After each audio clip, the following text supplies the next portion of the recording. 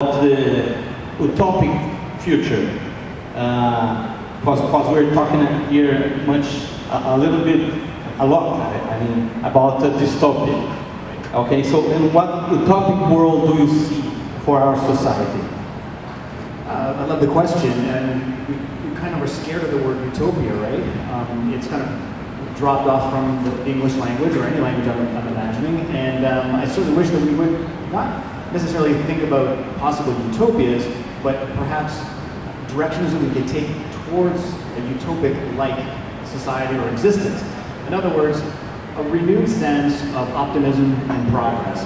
That no matter what your domain is, whether it's in medicine, or if it's in materials technology, or if it's in artificial intelligence, there's just general sense that, you know, maybe we won't get to utopia in the next 10 or 20 or 50 years, but certainly if I could make these incremental improvements over time, then yeah, maybe in 200 years or 300 years or 10,000 years, we may reach this kind of by today's standards, what may be a utopia.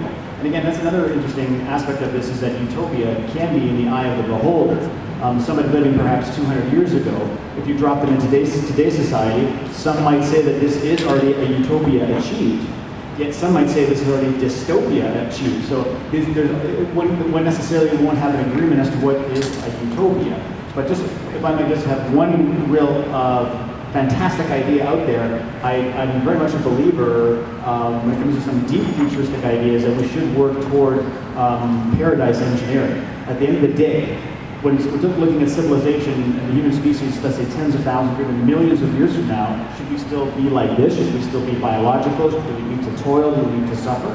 No, I think we should dig deep down into some of our deeper, most profound beliefs and hopes, and actually work toward creating a veritable and an absolute and a very realistic type of paradise. So I think that's something that also should be part of the conversation. Okay, James, you, please, the same question. Did you get what it was? Sure. Well, why don't you say it again? What do you think of...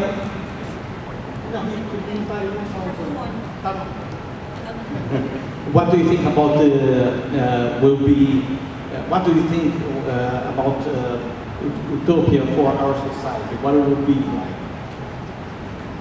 So, utopia is a place that doesn't exist and will never exist. And I think that will be true forever. That we'll constantly have new horizons and new problems.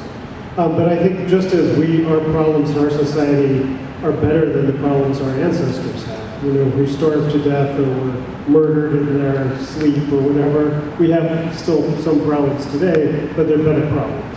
I think in the future we'll have better problems, you know. So I agree with George about utopic engineering. I think this monkey brain that we inherited has a lot of faults. You know, it's just a product of random evolution, and it gives us a lot of fears and sadnesses and anxieties and hang-ups that we should be able to get past once we have full control of our brain. But we may have new problems. You know, once we have full control, will people who have desires be able to live with people without desires? Is it possible to live without desires? Is it desirable to live without desires? So I think there's so many questions once we have full control that we will have to solve. What's the meaning of life in that situation?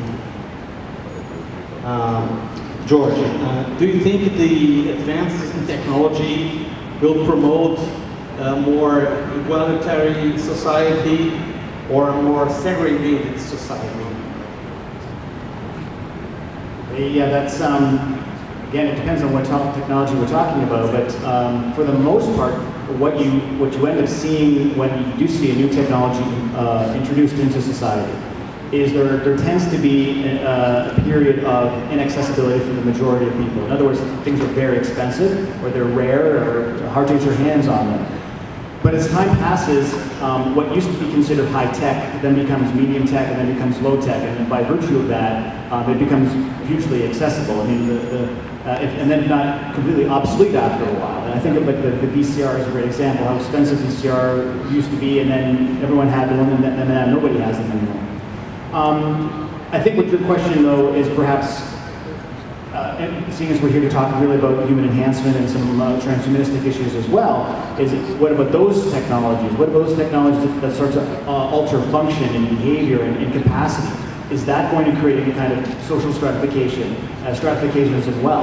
And that's a legit question, and it's obviously a really big concern. So if you take what I just said a minute ago about immediate inaccessibility, then yes, you may see a kind of elite class emerge that's highly advanced intellect, advanced capacities that may be so far removed from the rest of humanity as to leave everybody behind. And we certainly have talked about that for many years as being a possibility. And when James and I, part of our mandate at the Institute for Ethics and Emerging Technologies is to make sure that this happens to the least degree possible.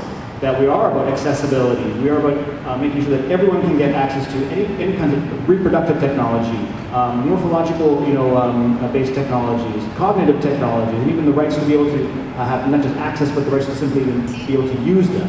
And so, to answer your question, yeah, all of these technologies absolutely have the potential to create social stratifications and divide us even further. But as us, as individuals, as society, to create the institutions, the cultural norms to ensure that that does not happen, or at least to the least as possible.